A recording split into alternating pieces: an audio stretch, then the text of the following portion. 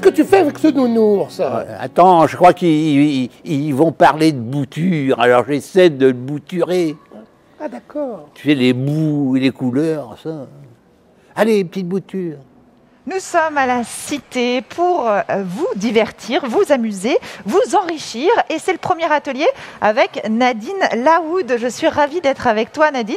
Quel est le programme aujourd'hui avec toi? Alors, le programme aujourd'hui, c'est de travailler sur des choses qu'en général on met à la poubelle et qu'on va récupérer et transformer et éventuellement manger. Rien ne se perd. Et ensuite, parler de la nature de façon amusante, comment on peut jouer avec elle. C'est quoi, par exemple? Alors, je crois que j'ai mis à tout le monde à peu près dans un petit plateau, vous avez soit un oignon pourri. T'es sympa, toi, t'accueilles les gens bien de bon matin. Un petit oignon pourri pour vous, messieurs, dames. Ou de l'ail. J'ai mis un des deux parce que...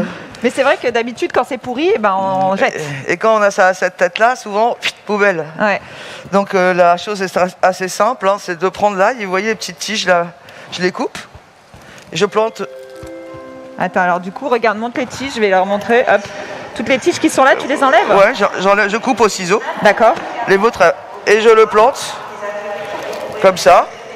D'accord. Je le laisse à moitié sortir. Allez-y, vous pouvez faire la même chose. Vous pouvez faire en même temps. Pas besoin d'éplucher. Alors. Au bout de combien de temps? On attend combien de temps? En fonction de la lumière, ça peut aller très vite parce que tout ce qui est oignon, ail, ça peut aller très vite. Ouais. Et vous allez avoir des tiges qui vont commencer à pousser. Et bien dès maintenant, là, ça c'est comestible. Vous pouvez le couper en petites rondelles, le faire sauter à la poêle, etc., comme vous voulez. Dès maintenant, ça c'est comestible. Ou bien, vous pouvez patienter.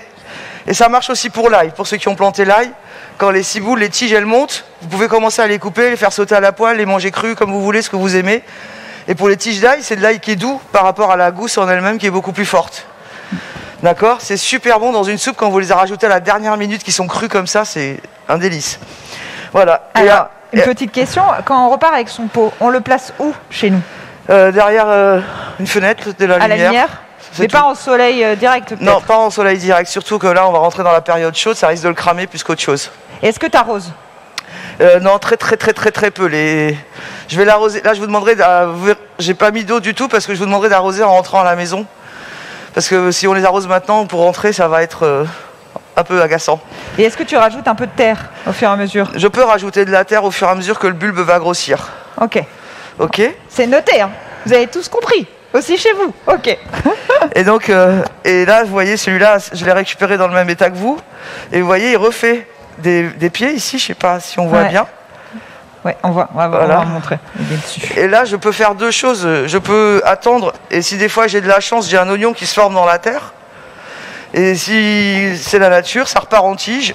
Et au bout d'un moment, ça part en fleurs, ça monte en graines, comme on dit. Et c'est ça, vous voyez, c'est trop beau. J'ai essayé de les prendre en différents stades parce que vous voyez une petite poche, elle s'ouvre. Et tout ça, c'est comestible. Même la tige, tu la découpes et tu la fais revenir? La tige en petite rondelle et tu la fais revenir, tu la manges crue. Les fleurs, une petite fleur comme ça, là, dans votre bouche, c'est comme si vous aviez mangé un oignon entier, là, tellement c'est fort en goût. Et ensuite, c'est sympa à offrir quand vous arrivez à une soirée. Au lieu de venir avec des fleurs. Un bouquet comestible. Alors là, c'est autre chose. J'aimerais que tu m'en parles. Là, c'est des pommes de terre. Les pommes de terre, souvent, surtout quand vous achetez dans les magasins bio, elles n'ont pas de traitement anti-germinatif. D'accord? Donc elles germent assez vite. Et non, elles sont plus comestibles. Elles deviennent toxiques quand elles ont germé si on les mange. Vous pouvez avoir des petits soucis. Ok? Et c'est dommage de les jeter aussi, n'est-ce pas? Donc il suffit de les couper, de les planter. Le jour où vous les plantez, un petit coup d'eau, et après vous les regardez pousser. Et vous avez des patates qui repoussent. Incroyable. Et là, elles sont encore jeunes, hein. Mais au fur et à mesure que votre pomme de terre pousse, elle va grossir ici. À un moment, elle va fleurir, très peu, parce que quand elles sont en petits pots comme ça, elles font pas comme quand elles sont en pleine terre. Et quand elle va fleurir, et que la fleur va tomber, et bien là, vous retournez votre pot. Et normalement, au pire, vous récupérez plein de petites patates. Des petites grenailles, comme on dit. Au pire. Parfois, on a des bonnes surprises. Ok, une grosse patate qui s'est formée. D'accord? C'est génial, c'est la pochette surprise. Et quand vous avez de la patate fraîche, pas besoin de l'éplucher, tu l'as là parce que la peau, elle part avec le doigt. Ouais. Et sauter direct à la poêle avec de l'ail et de la coriandre, que du bonheur. Ou ton oignon. Ou avec l'oignon aussi, c'est vrai. Alors des pommes de terre grenaille, on prend pas la grosse pomme de terre. Toutes les pommes de terre, comme vous pouvez voir. Moi, quand je suis venu tout à l'heure, j'avais amené 5-6 patates germées et je les ai coupées en petits morceaux pour vous tous. Parce que la patate, même un bout de peau peut partir. C'est vrai? Oui. Ah, j'ai jamais essayé. Donc, faut pas se limiter en quelque sorte. Votre patate, j'ai oublié de m'en mettre une, mais il suffit juste de l'enfoncer. Dans la terre? Dans la terre. Et elle aime la lumière ou pas, la patate? Alors, une patate exposée à la lumière, elle verdit, et quand elle verdit, elle est prête à germer et elle devient toxique. Donc c'est pour ça que quand on plante les patates, au fur et à mesure qu'elles poussent, si je veux avoir de la patate, je rajoute de la terre, comme ça la patate continue à faire des petites grenailles et elle ne voit pas la lumière du jour. D'accord. Donc ça a poussé à peu près à l'ombre chez moi, hein. C'était cette lumière-là. Et t'arroses? Très peu.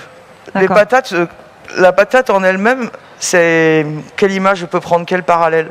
C'est un placenta, il y a tout ce qu'il faut dedans. Ok, pour que ça se développe tout seul. La preuve, si vous regardez la patate, elle a germé chez vous sans que vous ayez rien mis. Ouais. D'accord. D'ailleurs, vous verrez la force de la nature, c'est qu'elle se débrouille toujours, souvent toute seule. Et plantez votre patate. Vous avez un grand pot noir devant vous. Ouais. Mesdames, messieurs. Allez-y, vous pouvez mettre de la terre. Et vous avez une demi-patate quelque part dans le plateau. Voilà, toute petite patate. Il n'y a qu'à l'enfoncer le plus profond que vous pouvez. T'es sympa, tu l'as quand même préparé les choses. Hein. Bah, j'ai essayé. T'es sympa. C'est la partie la plus longue, c'est d'attendre que ça pousse. Combien de temps là t'as eu Alors en fonction de la lumière qu'il y a chez vous, ça peut prendre 15 jours, 3 semaines. Ouais. Donc il a... Ouais. Le germe, alors le germe, qu'il soit enterré, pas enterré, vous en fout complètement du sens. Vous pouvez y aller sauvagement, si je puis dire ça comme ça. Nadine, dis-moi un truc. Toi, tu adores cultiver c'est vrai, les potagers. Tu es plutôt là-dessus. Est-ce que les pommes de terre, c'est ta culture préférée ou pas? C'est mon légume préféré. C'est ma culture préférée parce que c'est franchement une culture de paresseux. Il n'y a pas grand-chose à faire. Il y a à planter les patates. Une fois que les patates commencent à pousser, on les bute, c'est-à-dire on remonte la terre pour pas que les patates qui seraient très proches de la lumière du jour voient la lumière du jour. Et ensuite, les patates, plus j'enterre la tige, et chaque fil qu'elle peut faire, s'il voit la lumière, elle fait une feuille. S'il est dans la terre, il fait une patate. Ah, c'est fou. Et une fois qu'elle est plantée, il n'y a plus besoin d'arroser, il n'y a rien du tout. Il n'y a qu'à attendre. Et si vraiment elle a besoin d'eau, parce que des fois il fait très chaud, elle vous passe des messages parce que la feuille, elle fait comme ça. Elle plie un petit peu comme ça. Ouais. Elle se recroqueville. Voilà. Comme ça. Et c'est pas un gros arrosage, hein, c'est quelques gouttes d'eau. Hein. Et l'ail ou l'oignon aussi, parce que si vous mettez trop d'eau, ça pourrit. Oui, il faut faire toujours attention, mais ça nous fait peur à chaque fois de mettre. Non, ça ne devrait pas faire peur.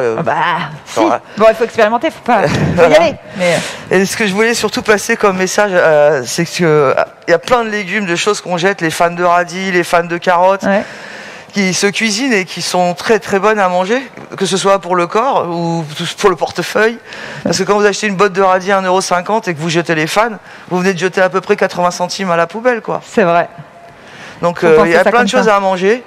Et les fans de radis, tu les cuisines avec quoi, toi? Moi, je fais deux choses. La soupe de fans de radis, je crois que j'apprends rien. Mais surtout, ce que j'aime bien faire, c'est un beurre avec les fans de radis. Ah, intéressant, c'est c'est très simple. Je coupe mes feuilles en tout petit, j'écrase avec mon beurre, je mélange, j'attends un petit peu, et après je tartine et je remets des rondelles de radis, je mange. Sympa pour l'apéro. Voilà.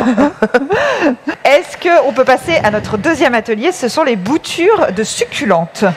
Alors ça, c'est une passion que je me suis découvert pendant le confinement. Je ne suis pas une spécialiste de succulentes, de plantes grasses, comme on dit dans le langage populaire, mais il y a quelque chose que je sais.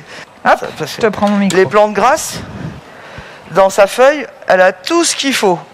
Mais absolument tout ce qu'il faut. C'est-à-dire, elle a l'eau, elle a les sels minéraux, tout ce qu'elle a besoin pour se développer. Donc moi, la seule chose que j'ai à faire, c'est à la poser. C'est fini. Donc je peux prendre...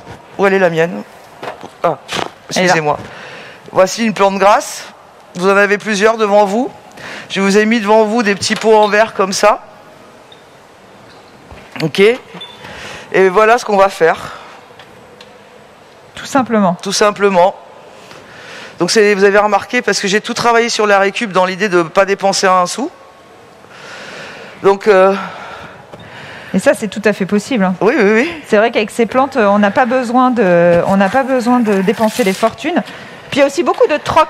Je ne sais pas si tu fais beaucoup de troc. Ce week-end, à l'école du Breuil, vous avez une grande vente de végétaux, si vous voulez Pour les Parisiens. Pour les Parisiens. Donc là, tu mets du sable? Voilà, je mets un tout petit peu de sable. Ça me suffit. Ça va surtout me servir de support. Et à aucun moment de l'eau, jamais. Dès que la plante grasse, elle est plus ou moins épaisse, ce que je vais vous dire, ça va marcher. La seule chose qui changera, c'est la durée. À quel moment elle va commencer. Et donc, je prends une plante... Attendez, je vais faire comme ça. Alors là, je pense que vous me verrez mieux.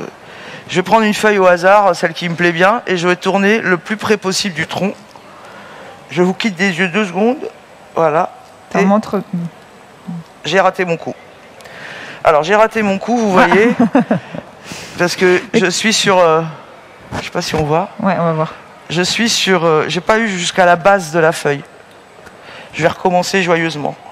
Alors, tu peux aussi utiliser un cutter peut-être, mais par contre, il faut le désinfecter. Voilà. C'est important. Là, je l'ai eu. Et en plus, non seulement je l'ai eu, mais vous voyez, il y a déjà un petit fil de racine. Ah oui, tu as raison. Voilà. Alors, bon courage. Hein. Ah, ça y est, tu l'as eu, bravo. Vous le voyez là. Tac. Trop bien. Ok, et cette petite feuille là, tu la mets sur la table. J'attends. T'attends combien de temps? Ça dépend des variétés. Il y en a qui sont très rapides, il y en a qui sont très longues. 48 heures? Ah non, oh non, non, on est en mois là. Non, non, mais après, avant de la replanter. Oui, je parle en mois. Ah ouais? Oui, oui, oui. Il y en a qui c'est beaucoup plus rapide. Hein. Il y en a qui peuvent aller beaucoup plus vite et il y en a qui iront beaucoup plus lentement. D'accord. Et comme vous pouvez le voir, moi à la maison, je me fais un panier où j'ai mis plein de sable et chaque fois que j'en trouve une, je la jette dedans et j'attends. Et t'observes. Et j'observe. Et là d'ailleurs on voit. Hein. Et pour observer, c'est pour ça que je les mets dans des pots de yaourt transparents. Parce que comme ça, je peux voir apparaître petit à petit. Alors voilà des racines qui commencent à apparaître. Tiens, hop. Parce que la première étape, ce qui va se passer, c'est que la feuille va cicatriser, donc elle va sécher. D'accord? Elle va sécher sur la partie où j'ai coupé. Et une fois qu'elle a séché, elle va envoyer ses racines. Et une fois qu'elle a envoyé ses racines et qu'elle a commencé à aller chercher quelque chose, à manger, on va apparaître, le petit bébé arrive. Et toi, tu fais des petits jardins après, ça qui est marrant. Voilà. Et on peut s'amuser quand on a tout dépoté, sa plante, à faire des dessins, des mandalas, ce que vous voulez, en attendant que ça racine. Et une fois que ça a raciné, donc, ça fait comme ça. Et on voit la plante qui... Je viens de la casser sous vos nez. Mais ça alors. Mince. Bon. Mais bon, on va prendre une autre. T'es allé trop vite. Ouais, j'ai été trop vite. Et après, je l'ai gardé juste pour la manipulation d'aujourd'hui. Voilà. L'ancienne feuille morte, elle a complètement séché et disparu. Et place à la nouvelle. Et place à la nouvelle.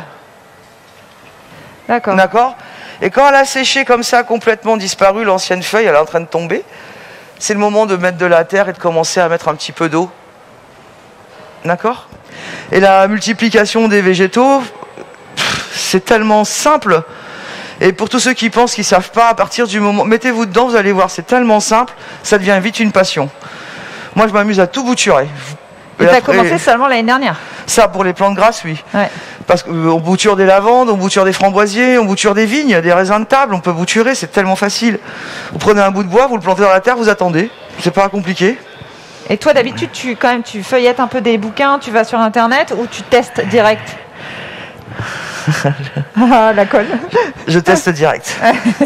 T'es une Parce que autodidacte. quand vous rencontrez les jardiniers, vous verrez que chaque jardinier a des façons de faire. Ouais. Et donc quand on les écoute les uns et les autres, on va essayer leur recette. Et des fois, nous, on a pensé autrement, on a réorganisé, on a réimaginé. Et on a une autre idée pour faire la chose, quoi. Parce que pour les boutures, j'ai vu quelqu'un qui expliquait, et puis moi, ça m'est venu l'idée de les faire sur du sable avec des dessins. Parce qu'à la maison, je me suis fait des mandalas pendant le confinement, vous voyez ce que je veux dire? Ouais. Je me suis fait des mandalas, je me suis fait des trucs comme ça. T'es prise de passion. Alors Nadine, justement, quand on échange avec les jardiniers, c'est aussi une philosophie de vie que l'on partage. Et au téléphone, tu m'as dit une phrase que j'ai beaucoup aimée, j'aimerais que tu nous la redises aujourd'hui. Toi, tu compares la nature à la femme. Je dis que la nature est une femme, et si elle nous a donné à nous la conscience et l'intelligence, c'est parce qu'elle avait besoin de quelqu'un qui l'admire et qui l'entretienne. C'est beau, non, mesdames? C'est pas mal, hein? Ah, t'es applaudi au fond. Non, mais c'est vrai, c'est très très bien dit. Et aussi, je voudrais t'entendre. Alors, je sais que tu as plein de choses à dire là-dessus, mais comme toi, tu fais quand même pas mal de choses, tu es très actif, très engagé. Qu'est-ce que tu penses de l'agriculture urbaine aujourd'hui? On en parle beaucoup. Qu'est-ce que je pense? Alors, pour moi, à partir du moment où on remet du vivant au plus près de chacun d'entre nous, on a déjà fait un premier pas. Après, l'agriculture urbaine, ça englobe énormément de choses. Au niveau de Veniverdi, nous, on fait ce qu'on appelle de l'agriculture de proximité, c'est-à-dire elle est sociale, elle est partagée, elle est participative. Mais il faut de tout pour alimenter et nourrir les gens. Nous, on est sur une agriculture très pédagogique. Vous avez des structures qui sont sur une agriculture productive dans le but d'alimenter les gens. Donc, qu'est-ce que je pense de l'agriculture urbaine? On a un gros problème d'alimentation, de production-alimentation en France. Et je pense qu'il faut sérieusement se poser sur la question. Nos agriculteurs disparaissent. Aujourd'hui. Oui, il y a des choses qui apparaissent, mais on a un vrai questionnement sur notre façon de produire et le fait qu'on a de moins en moins de personnes qui s'en occupent de produire. Donc on a un véritable enjeu sur l'agriculture au sens général. Alors qu'est-ce que je pense de l'agriculture urbaine? Ambassadeur de l'agriculture? Je sais pas. Mais ce que je sais en tout cas, c'est que tous les jours quand on a des gens qui viennent et qu'on échange et qu'on transmet des savoirs, on fait évoluer les choses.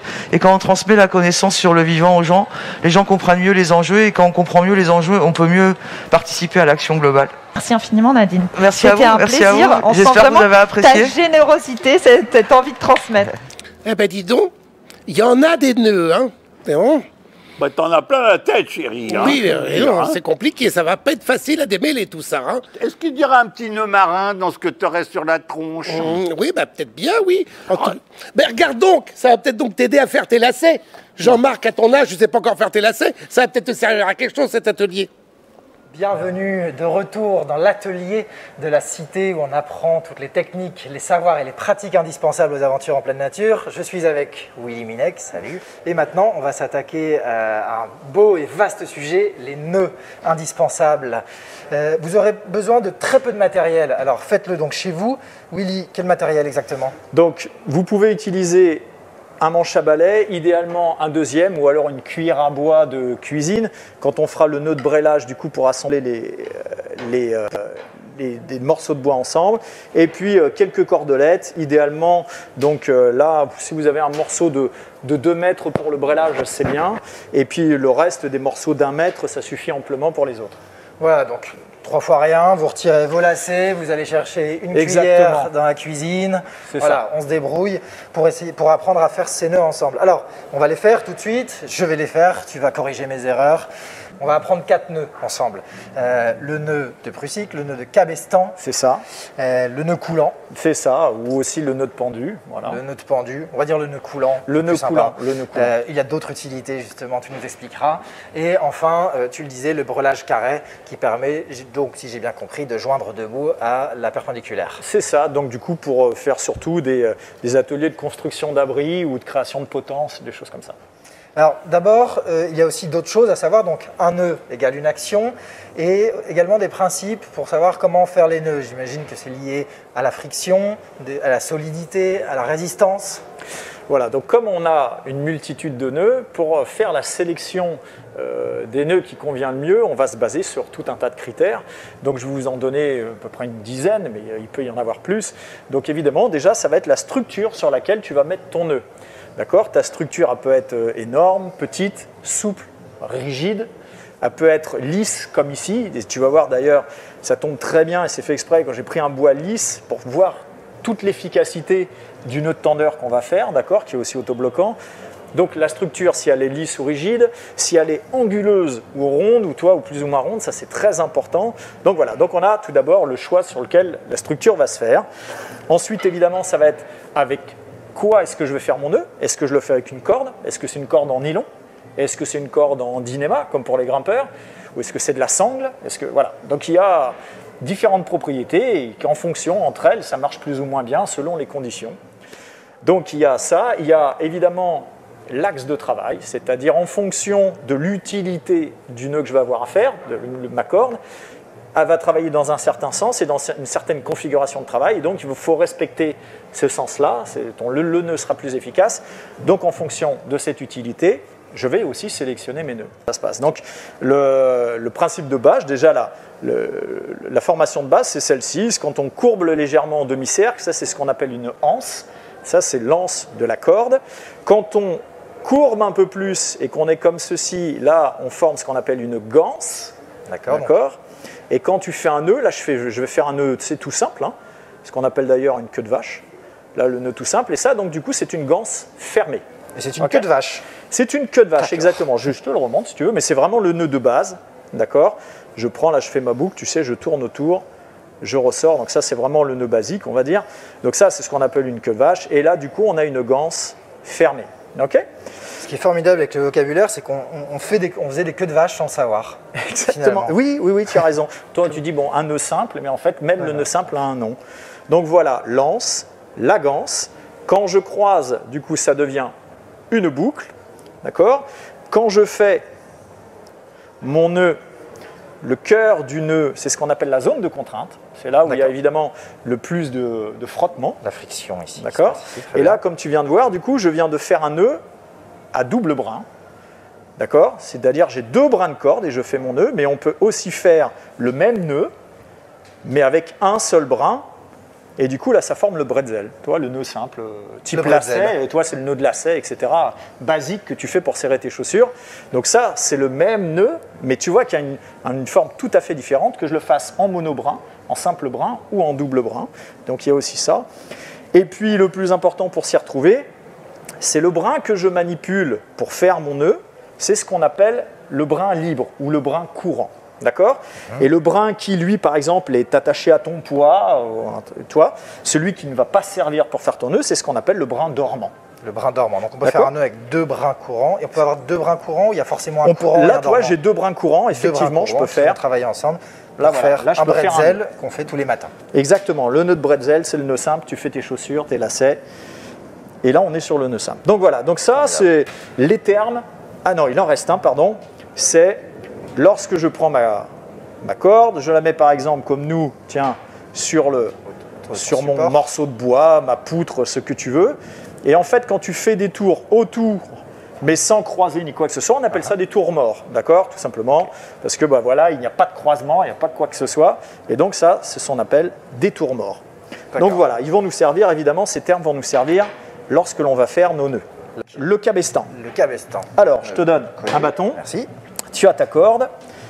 Donc, le cabestan. Le but du cabestan, c'est un nœud d'amarrage. Ça s'utilise beaucoup à la voile. Exactement. Coup, quand tu as ta bite d'amarrage, tu sais, sur le bord sur le ponton, hop, tu fais un cabestan dessus. Donc, ça s'utilise beaucoup comme ça.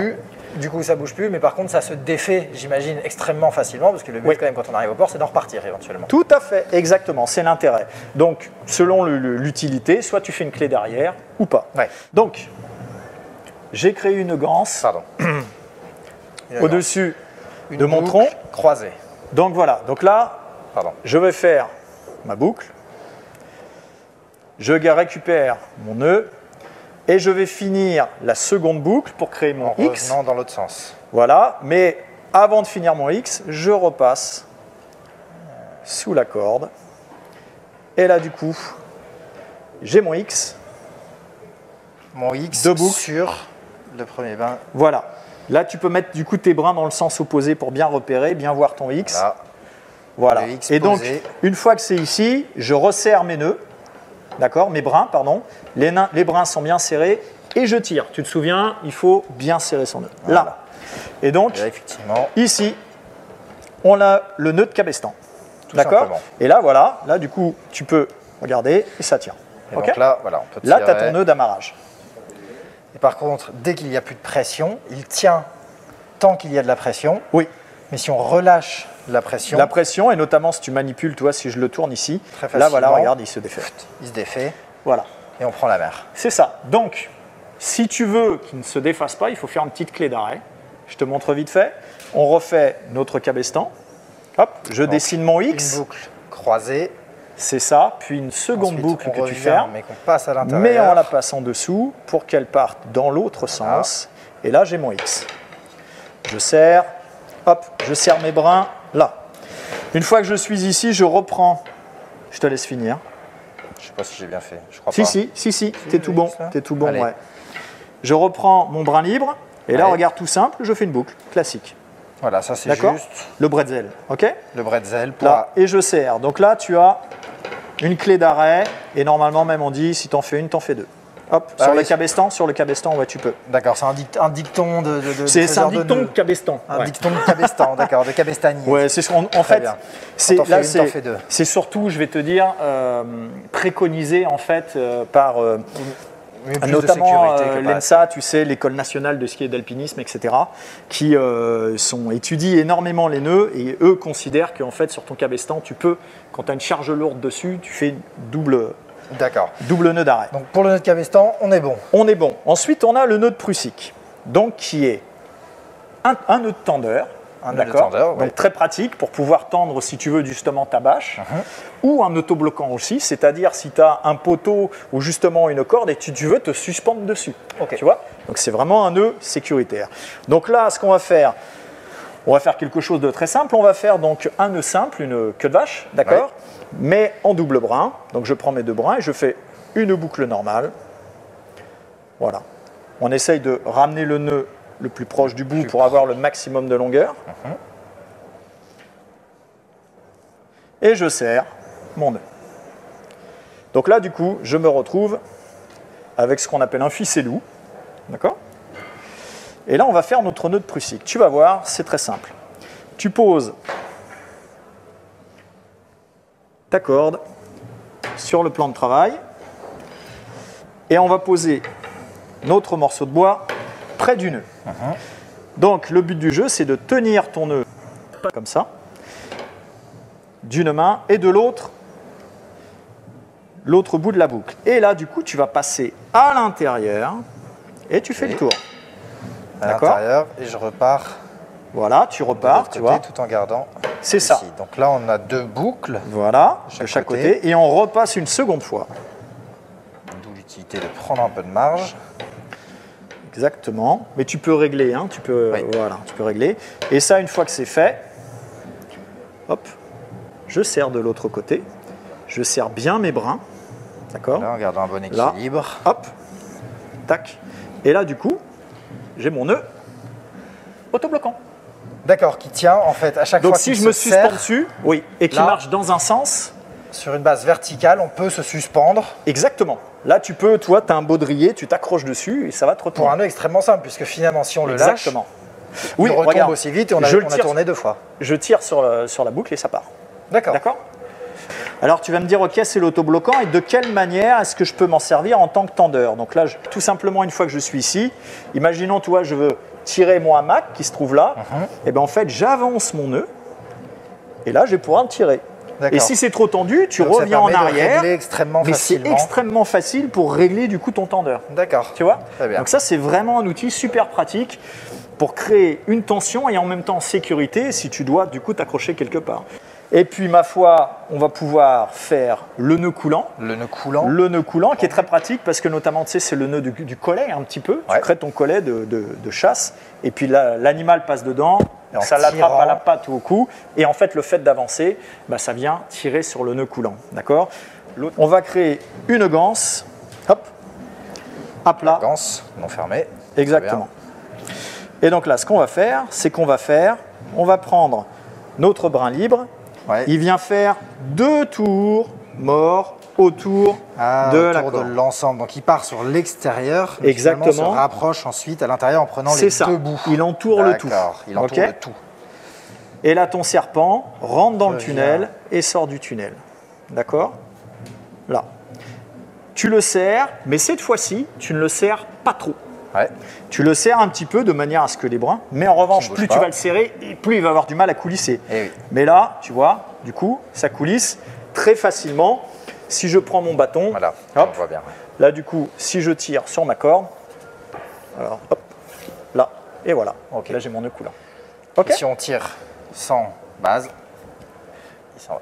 Il s'en va. Très Exactement. simplement. Si Donc, tu n'as du pas coup, de base très d'amarrage, il facilement s'en à va très défaire, facilement. Très facile, Oui. très facile à défaire. Notamment dès qu'on utilise de la paracorde, etc. Est-ce qu'on ferait un brelage carré? Est-ce que tu nous fais un brelage carré en 40 secondes? En 40 secondes, tu me mets au challenge. On aime Là, tu bien me mets au les défis. challenge. On aime Allez, bien les du défis. coup, je vais te prendre, hop, ceci. Écoute, on a fait un atelier. Je te Brelage dérange carré. en plus. pendant Vas-y, ce- pendant vas-y, ce temps-là, vas-y, On avait vas-y. fait un atelier savoir faire du feu pour survivre avec Rémi Camus hier. Et Rémi a eu le défi de faire démarrer un feu avec de la paille humide en moins de 2 minutes 22. Et ben, il a réussi. Tu vois, le défi est encore augmenté. Ok, donc là, le but du jeu, c'est de faire donc, ce qu'on appelle un brêlage carré. C'est évidemment de passer Alors, pendant que en tu carré. fais, je réponds parce que aux deux petits garçons qui nous regardent et qui demandent pourquoi un nœud de tendeur, tu me dis si je me trompe, mais Willy nous expliquait que c'était un nœud très facile qui permet de régler la distance par rapport au point d'attache. C'est ça, Voilà. exactement, oui. Donc c'est très facile si on veut... On le desserre légèrement, on Ouais. bouge le nœud, on resserre plus fort, et là, le nœud ne bouge plus et donc Voilà. du coup on a accroché. Et voilà, Mon brelage magnifique. carré. En 40 secondes, un brelage carré. Alors, pour savoir comment faire, il faudra peut-être regarder la vidéo en ralenti. Malheureusement, on ne va pas pouvoir reprendre en détail, mais écoutez, je le montre parce qu'il est extrêmement bien exécuté. Et j'en profite donc pour te remercier Willy pour Merci à tous toi, ces Eric. ateliers, ça a été très instructif. Alors, mais t'es sûr que t'as bien compris, Jean-Marc? Je crois que c'est un atelier pour apprendre à faire du feu. Et alors? Bah, je sais pas, je vais essayer. Ah, j'y arrive. Oh, oui, dis donc, Oh, drôlement bien cet atelier. Oui, c'est drôlement bien, c'est efficace. Bon anniversaire. Oh, je t'en prie. Je m'appelle Éric Carpentier et je suis heureux d'accueillir avec moi Rémi Camus. Salut. Salut Rémi, ça va et toi? Aujourd'hui, si tu es là, c'est pour nous parler d'une chose que tu as appris au cours de tes expériences, c'est savoir faire du feu. Exactement. En quoi est-ce que savoir faire du feu, un, n'est pas si facile, mais deux, est absolument indispensable pour partir à l'aventure? Savoir faire du feu devient primordial lorsqu'on est en aventure parce qu'on peut être confronté justement au fait de la gestion du froid, les animaux, passer une bonne nuit. Le feu est hypnotisant, le feu est réconfortant et on en a besoin. Et on croit tout de suite que c'est extrêmement facile d'allumer un feu, mais on va le démontrer que c'est tout de suite une certaine technique qu'il faut avoir pour pouvoir le maîtriser. Alors, peut-être avant de commencer, on a tout un atelier, on a des extincteurs aussi derrière. Le mec, il a entièrement confiance. Le mec, il est rassuré, tu sais. Mais d'abord, peut-être nous expliquer un peu la théorie, le principe du feu. Comment est-ce que ça brûle? Alors je t'invite, hop, on va se mettre là et tu vas comprendre. Le feu, c'est très simple, c'est une combustion, tu es d'accord? Pour pouvoir faire du feu, il faut avoir ce qu'on appelle une combustion parfaite. Et il y a 3 éléments pour avoir cette combustion. On va avoir une source, ça peut être le soleil, ça peut être par exemple le fire steel, ça peut être n'importe quel objet. Dès qu'on arrive à avoir une source pour pouvoir l'initier. D'accord, donc ça c'est la source. Donc on va le mettre ici pour pouvoir l'expliquer. Voilà. Ok. Ensuite, il faut 2 autres éléments. Il y a le comburant et le carburant. Le comburant, par exemple, celui qu'on a le plus commun, c'est l'air, donc le dioxygène qu'on va avoir. Là, je ne peux pas le matérialiser, mais il est là. Le comburant est là. Exactement. Et ensuite, il faut le dernier, le carburant. Le carburant. Donc là, par exemple, du bois, mais ça peut être n'importe quoi. Ça peut être une claquette, un t-shirt. On est dans l'aventure. Il faut être opportuniste et pragmatique. On a besoin de faire un feu. C'est pas comment est-ce qu'on fait un feu, c'est le résultat. On veut un feu. Ouais. Donc voilà, il faut aller vite et il faut le faire bien. Et en fait, la composante des 3 te donne une combustion parfaite. Et on la retrouve très facilement dans le briquet. Tu as la pierre à feu sur le briquet. À l'intérieur, il y a le carburant, donc, qui est le gaz. Donc Puis, la pierre à feu est la source. exactement. L'étincelle. Voilà, le carburant, donc le gaz qui va également alimenter. Et puis Donc, il le y en a. comburant, le dioxygène. La et rencontre du gaz et de l'air. voilà, quand on l'allume, on a une flamme parfaite. Il n'y a pas de dégagement de fumée. Donc on a une combustion qui est très très bien. D'accord. Quand on se retrouve dans une situation où on n'arrive pas à gérer les 3, pour que le feu fonctionne, il faut que les 3 soient bien gérés. Tu vas avoir le comburant et le carburant. Quand tu as la source, on s'en moque après, c'est fait. Il faut gérer les 2. Alors quels sont les signes de bonne Alors, de mauvaise imaginons gestion? que tu viens d'allumer ton feu et que tu charges très rapidement tout le feu avec de la matière première pour pouvoir brûler. Si tu en mets énormément, tu vas avoir un feu qui va fumer et qui va s'étouffer, ce qui paraît logique. Ouais. Il manque d'air. Donc il va falloir lui apporter une source en dessous, un peu d'air, pour pouvoir l'aérer. Et tu vas voir, la fumée, elle va partir directement. Elle va disparaître et tu vas avoir une belle flamme. Si, au contraire, tu te retrouves, dans notre cas, de ne pas avoir tout préparé en amont et avoir juste les quelques petites flammes, si tu n'as pas assez de carburant, ton feu meurt et il va s'éteindre. Ok. Donc il faut trouver la bonne équilibre. composante entre les deux pour avoir le feu parfait. Le meilleur feu, c'est celui qui ne fait pas de fumée. Ok. Je prends une brindille, d'accord? et je prends une branche comme ça. Si je l'allume là avec le briquet, tu vois qu'elle part tout de suite, tu es d'accord? Jusque-là, tout va bien. Mais si je fais ça, Il va falloir un briquet. je vais peut-être y passer beaucoup plus de Un petit temps. peu plus de temps. Donc la préparation est extrêmement importante en amont. Et de venir préparer ce qu'on appelle 3 tas, un feu le bois de démarrage, ensuite du bois qui va te permettre de monter la température au niveau de ton foyer. Le bois de démarrage ici. Voilà, et ensuite du gros bois que tu vas pouvoir alimenter ton feu toute la nuit. Et là, donc, on va parler de la source. Donc La source, là, t'as le briquet. Moi j'ai un briquet. Toi, j'imagine que quand tu pars, les briquets, t'oublies, c'est pas ton truc. J'ai toujours un briquet. J'ai pas le temps de m'amuser avec des objets, autres objets. Savoir faire du feu avec 2 morceaux de bois, je sais le faire, mais j'ai pas le temps. Ouais. Mon but, c'est d'avoir un feu. Il faut être efficace. Voilà, il faut être pragmatique. Donc si j'ai le choix entre 2 morceaux de bois et un lance-flamme, je prends le lance-flamme. Je veux un feu. Voilà. Je pars toujours du principe où ça peut être même une situation critique.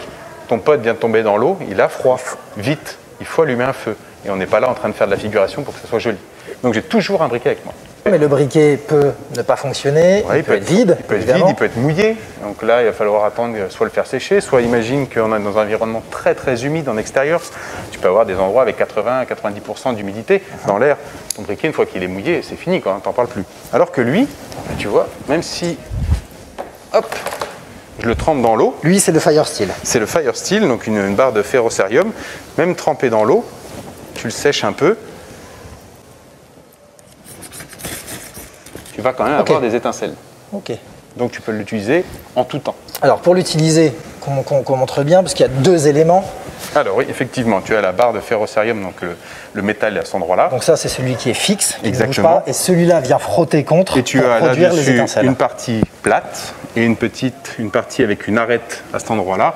Et tu viens prendre la partie avec l'arête pour te positionner sur ce que tu veux allumer et venir arracher des copeaux. Ok.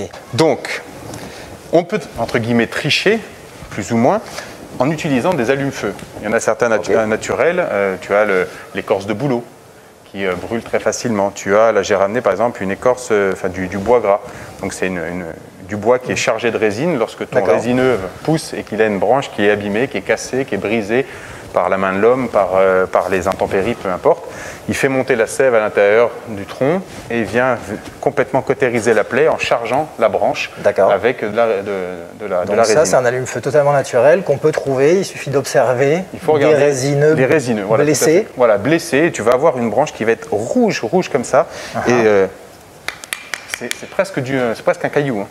D'accord. C'est extrêmement dur. Et ça, là, ce qui est intéressant également, c'est que même dans l'eau, même une fois que c'est tombé dans l'eau, eh bien, tu peux quand même t'en servir. Okay. Gros avantage, c'est que lorsque tu viens... Le bois gras. Exactement. Tu viens arracher des petits copeaux et que tu viens positionner dessus. Tu vas voir tout de suite... Oui. Tu vas voir les flammes et tu vois... Et là, on voit une fumée très noire. Ouais, c'est un peu comme de l'essence de térébenthine, toi, qui se dégage. Ouais. Et donc, tu vas avoir un allume-feu qui va être très pratique. Et là, si tu viens rapidement mettre ton petit bois, c'est pour ça que tu vois l'importance d'avoir tout préparé en amont. Là, tu peux facilement allumer ton feu. D'accord. Et je te propose qu'on se mette tous les deux sur une petite planche. Hop. Et puis une fois que... On démarre, est-ce qu'on en prend un petit peu peut-être? Oui, on va en prendre un petit peu, on va le positionner, comme ça il sera prêt si tu veux. On n'a pas besoin de mettre les gros morceaux, c'est vraiment juste pour... On ne va pas aller jusque-là. Démarrer le feu. On va rassurer la sécurité. Exactement. Donc tu prends un tout petit peu, hop, que tu prépares.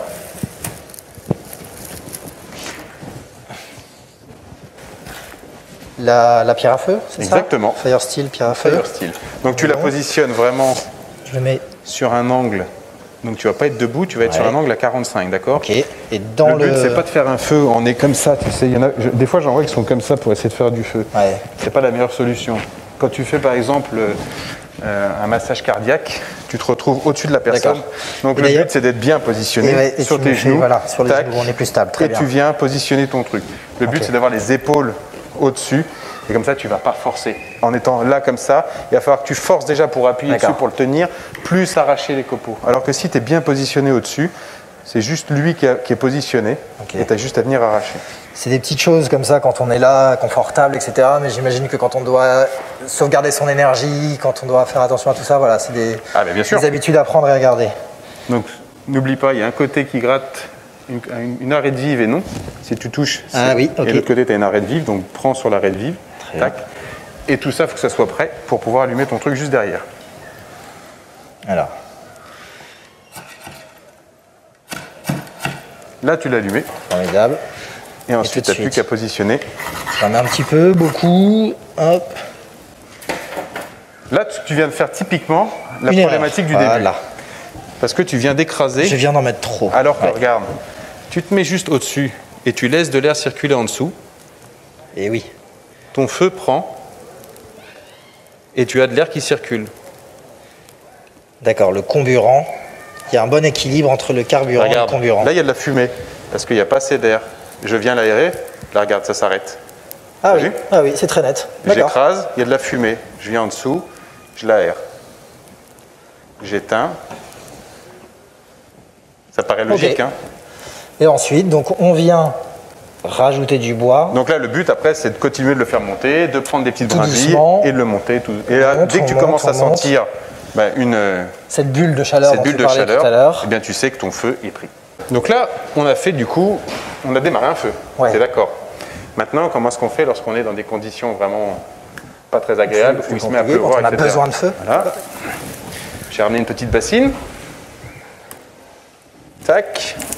Donc là, c'est trempé. Tu es d'accord? Oui, Parce que bien trempé. Parce que malheureusement, Pas mis quelques gouttes. tout est tombé, il a plu, etc. Donc il n'y a rien d'autre que ça pour pouvoir allumer un feu. Tu es d'accord? Donc allumer un feu avec ça, tu n'y arriveras pas. Même si tu as des briquets, si tu as tout ce qu'il faut, il va falloir trouver plus que uniquement une première source. Et Un briquet. voilà, il va falloir trouver autre chose. Ok. Et donc pour ça, on va faire ce qu'on appelle du bâtonnage. Aller chercher à l'intérieur du bois mouillé la fibre la plus sèche Restez possible. sèche. Et c'est celle-ci qu'on va utiliser, qui nous servira de petit allume-feu au début pour faire monter la température. Et par la suite, tu vas essayer en prenant quelques brindilles, tout doucement. Petit de faire- à petit. Voilà. Mais tu vas vite t'apercevoir que c'est beaucoup plus technique. Ok. Alors, on Donc va les là- bâtonner déjà. Ouais. Donc là, j'ai ramené 2 bûches que tu vas pouvoir utiliser. Tu veux prendre la grosse, la petite, peu importe, c'est pareil. Écoute, moi j'ai petit. Hop, je te donne de quoi frapper. Le but, c'est de venir éclater la bûche en plein de petits morceaux pour faire ce genre de copeaux. De petits copeaux. Ok, Exactement. Très Donc bien. tu peux prendre l'une des machettes comme tu veux. Et le but, c'est de se positionner, tac, dessus et de venir Alors, tu vas frapper. prendre celui-là. et venir éclater Ok, j'imagine que je laisse pas les doigts en dessous. Comment je. dans l'autre sens. Parce Alors, que là, tu viens ouais. de... Hop, tu Oui, positionnes effectivement. là sur la partie à frapper. Donc là, tu la positionnes. Hop, tu enlèves surtout tes mains en dessous. Comme ça, et tu peux taper dessus. C'est fait exprès. Ah oui. Tu l'éclates. Tac. Celle-là, tu n'en as pas besoin pour le moment. Et ensuite, Et on continue. va continuer de refendre le bois encore un peu, pour avoir quelque chose.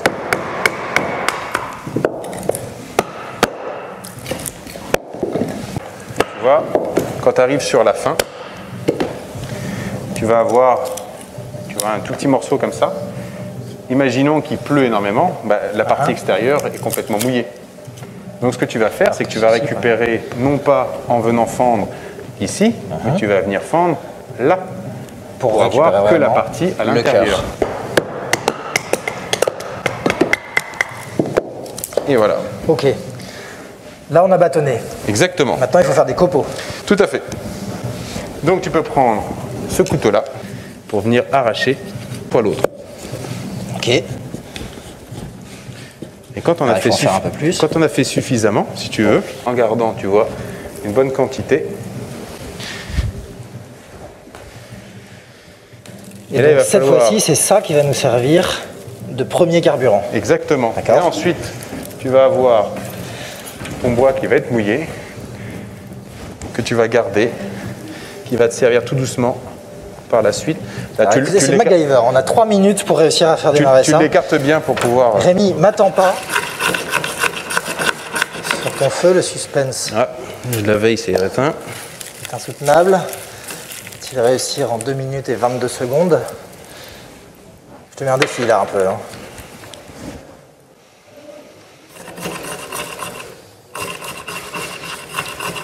Alors on voit des petites flammes.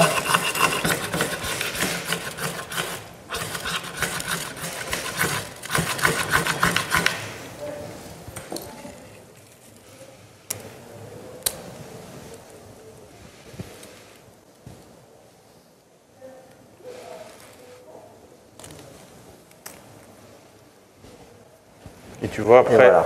en prenant d'autres En copeaux, prenant d'autres, on peut continuer. Et là, on va venir tout doucement, comme tout à l'heure, finalement les réchauffer exactement. avant qu'elles puissent vraiment brûler. Et ça brûle déjà.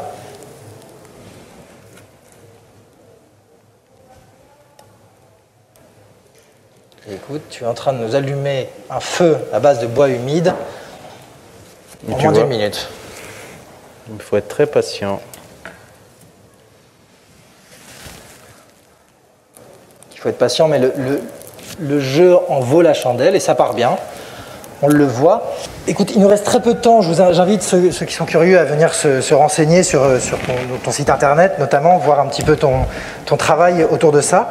Il me reste, moi, à te remercier. Mais c'est moi qui te remercie en tout cas. Cette leçon. Rémi, merci beaucoup. C'est moi qui te remercie. Salut. Salut. Et bien voilà qui clôt chaudement notre volet consacré aux activités d'extérieur. Quant à moi, je vous donne rendez-vous d'ici un tout petit peu plus d'1 heure pour une séquence qui sera cette fois-ci dévolue au plaisir et aux nourritures de l'esprit. Amateurs de lecture, mais aussi de fous de cavaliers de rois et de reines, je vous dis à tout à l'heure.